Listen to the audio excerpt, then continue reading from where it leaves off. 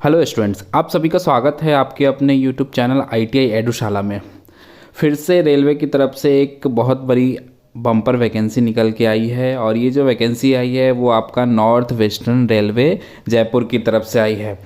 तो ये जो वैकेंसी है वो अप्रेंटिस के रिगार्डिंग में है। ITI छात्रों के लिए बहुत बड़ी खुशखबरी है कि फिर से एक रेलवे की तरफ से आपको अप्रेंटिस करने का मौका मिल रहा है और उसी के बारे में आज हम इस वीडियो में डिस्कस करने वाले हैं। पूरे डिटेल में डिस्कस करेंगे। अगर चैनल पे नए हैं तो चैनल को सब्सक्राइब कर दें, नोटिफिकेशन बेल को प्रेस कर दें, जिससे जो भी नई अपडेट हो वो सभी आप सभी तक पहुंचती रहे। तो चलिए वीडियो को स्टार्ट करते हैं। जैसा कि आप स्क्रीन पे देख पा रहे होंगे, नॉर्थ वेस्टर्न रेलवे आपका, जिसका मेन जोन आपका जयपुर है, वहाँ से वैकेंसी निकल के आई है। Engagement of apprentice under the apprentice act 1961।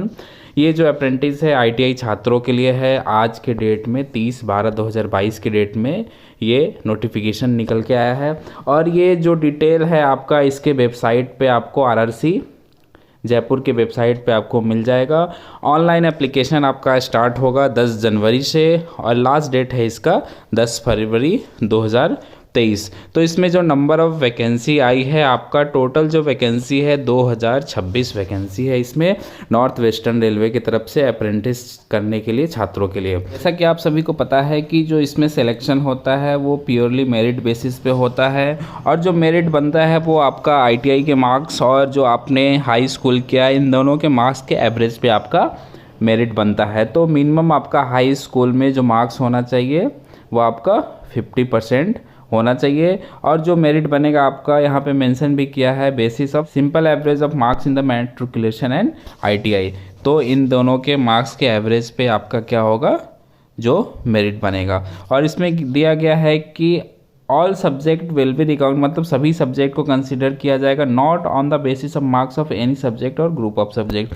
मतलब हाई स्कूल के मार्कशीट में आपके जितने सब्जेक्ट है सभी सब्जेक्ट का नंबर आपको उसमें एंट्री करना पड़ेगा। ऐसा नहीं है कि 6 सब्जेक्ट है तो कोई बेस्ट ऑफ 5 हम सब्जेक्ट एंट्री कर दे, तो ऐसा नहीं है। जितने भी कंपलसरी सब्जेक्ट है सभी सब्जेक्ट को आपको उसमें इंटर करना पड़ेगा। जो फाइनल मेरिट बनेगा आपका वो डिवीज़न वाइड, यूनिट वाइड और ट्रेड वाइज बनेगा। और कम्युनिटी वाइज कहने का मतलब है कि जो general, OBC, SC, ST, EWS, PWD सभी का अलग अलग आपका लिस्ट बनेगा। ऐसा नहीं है कि सभी का एक कंबाइंड बनेगा, तो सभी की लिस्ट अलग अलग बनी जाएगी। आपका हाई स्कूल और ITI के मार्क्स के बेसिस पे आपका बनेगा। जो डिवीज़न है इसमें है आपका डिवीज़न रेलवे मैनेजर अजमेर हो गया, बीकानेर हो गया, जयपुर हो गया, जोधपुर हो गया। उसके बाद BTC कैरेज अजमेर, BTC लोको अजमेर, कैरेज वर्कशॉप बीकानेर और कैरेज वर्कशॉप जोधपुर। तो इतने आपके डिवीज़न, यूनिट कह लीजिए, इतने हैं। इसी सभी में वैकेंसीज आई है। तो इसी वैकेंसी का डिटेल नीचे आपको दिया गया है कि आपका किस यूनिट में, कितने डिवीज़न में कितनी वैकेंसी है। तो ये DRM ऑफिस आपका अजमेर में वैकेंसी है। हर एक ट्रेड का दिया है, general, OBC, SC, ST, EWS total, और ये रिजर्व है PWD कैंडिडेट के लिए। क्वालिफिकेशन दिया है और एक सर्विसमैन का वैकेंसी दिया है। तो जैसे इलेक्ट्रिकल है आपका, electrical coaching, electrical power, electrical TRD, carpenter engineering, painter engineering, mason engineering, pipe fitting, fitter, carpenter, diesel engine, ये सभी ट्रेड है, इसकी वैकेंसी है। उसके बाद ये आपका अजमेर में हो गए। टोटल आपको जो वैकेंसी है 413 अजमेर डिवीज़न में है। उसी तरह DRM ऑफिस बीकानेर में देखें तो बस इसमें 3 ट्रेड है, इलेक्ट्रिकल, फिटर और वेल्डर।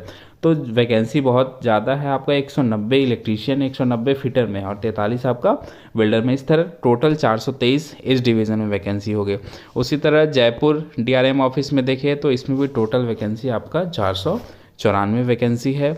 उसके बाद आपका DRM ऑफिस जोधपुर में 404 वैकेंसी है। तो ये तो DRM ऑफिस में हो गया। उसके बाद आपका वर्कशॉप और कैरेज वैगन में, तो अजमेर के कैरेज में आपका टोटल देखा जाए तो ये आपका 98 आपका फिटर, वेल्डर और पेंटर मिला के है और इलेक्ट्रीशियन का अलग है आपका 28 वैकेंसी है। तो ये इलेक्ट्रीशियन डिपार्टमेंट है, वो मैकेनिकल डिपार्टमेंट है। उसके बाद आपका BTC लोको अजमेर में 65 वैकेंसी है। उसके बाद कैरेज वर्कशॉप बीकानेर में आपको 30 1 वैकेंसी है।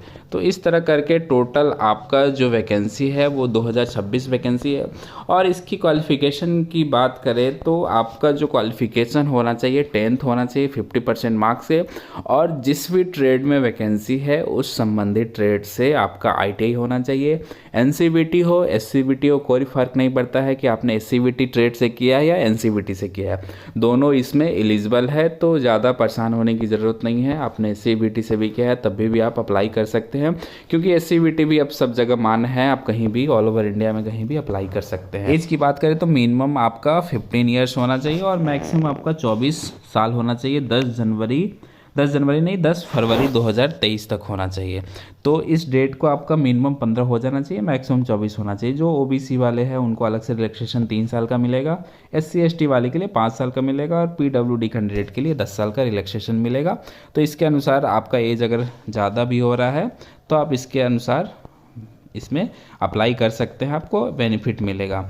उसके बाद आपका ऊपर बता दिया कि आपको क्लास 10th होना चाहिए मिनिमम 50% मार्क्स से, ठीक है। उसके बाद आपका इसमें ITI होना चाहिए, जो भी ट्रेड में वैकेंसी है, NCVT हो SCVT हो, किसी से आप अप्लाई कर सकते हैं, कोई दिक्कत नहीं है।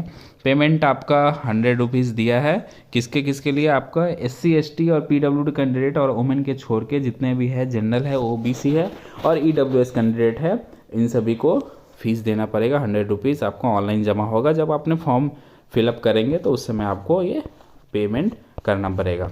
वैकेंसी तो आ गई है, लेकिन इसका जो एप्लीकेशन स्टार्ट होगा वो आपका नए साल में 2023 में स्टार्ट होगा, 10 जनवरी से स्टार्ट होगा। तो उसको अप्लाई करने के लिए कुछ नहीं, आपको इसकी जो ऑफिशियल वेबसाइट है www.rrc-recruitment-cell-jaipur.in में आपको लिंक अवेलेबल हो जाएगा 10 तारीख को 10 बजे से। आप उस पर जाके इसको अप्लाई कर सकते हैं। अप्लाई का वीडियो आपको अलग से मिल जाएगा, उसको देख के आप फॉर्म फिलअप करिएगा, कोई दिक्कत नहीं होगी। हर एक प्रोसेस को उसमें बता दिया जाएगा कि आपको कैसे फॉर्म फिलअप करना है। फॉर्म फिलअप करने में आपको फ़ोटो लगेंगे, सॉफ्ट कॉपी जिसका साइज़ 20 से आपको 70 KB होना चाहिए, 100 DPI में रहना चाहिए और JPG फॉर्मेट में होना चाहिए। उसी तरह सिग्नेचर भी आपका 20 से 30 KB में रहना चाहिए। उसके बाद है कि लास्ट डेट जो एप्लीकेशन का दिया है वो 10 फरवरी दिया है, रात के आपका 23:59, मतलब 12 बजे से 1 मिनट पहले तक आप उसमें अप्लाई कर सकते हैं। इसमें जो भी आपको स्टाइपन मिलेगा और ट्रेनिंग पीरियड रहेगा, तो ट्रेनिंग पीरियड आपका 1 साल का रहता है और कोई हॉस्टल ये सब आपको प्रोवाइड नहीं किया जाएगा।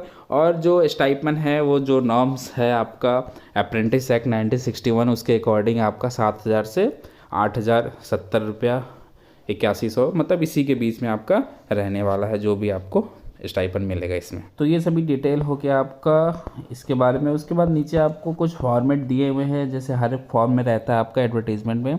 SC ST कैंडिडेट के लिए अलग से कास्ट सर्टिफिकेट बनवाने के लिए आपका फॉर्मेट दिया हुआ है, उसी तरह OBC वाले के लिए है। तो ये सभी फॉर्मेट में ही आपको क्या करना पड़ेगा, अपना सर्टिफिकेट बनवाना पड़ेगा।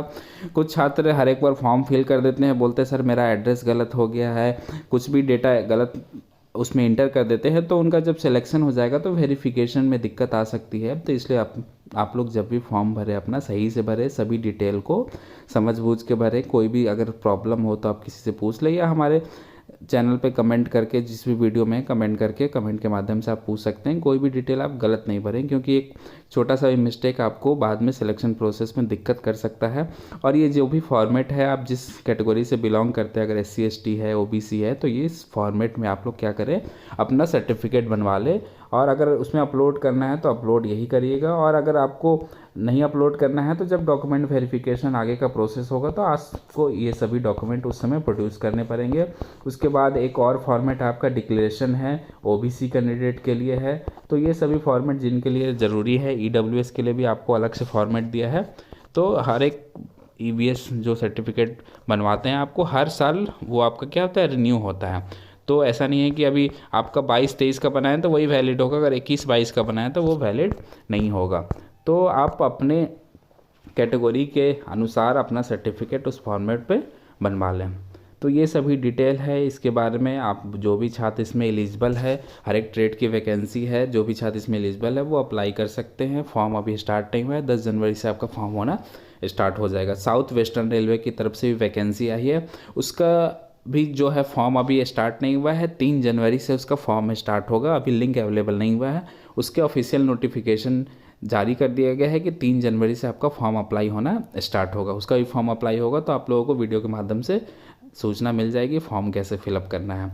तो आप सभी इस वैकेंसी को देख ले डिटेल में, कितनी सीटें कहाँ हैं। ये पीडीएफ आपको टेलीग्राम ग्रुप से मिल जाएगा, जिसका लिंक नीचे डिस्क्रिप्शन बॉक्स में दिया। अगर आपने ज्वाइन नहीं किया है तो ज्वाइन कर ले, अगर ज्वाइन किया है तो आपको ये पीडीएफ वहाँ से ग्रुप से मिल जाएगा। तो आशा करता हूँ कि आप लोगों को ये वीडियो पसंद आया। अगर वीडियो पसंद आया तो वीडियो को लाइक करें, शेयर करें, हमारे चैनल को ज़्यादा से ज़्यादा सब्सक्राइब करें। मिलते हैं अपने नेक्स्ट वीडियो में कुछ इसी तरह की नई अपडेट के साथ। तब तक के लिए धन्यवाद।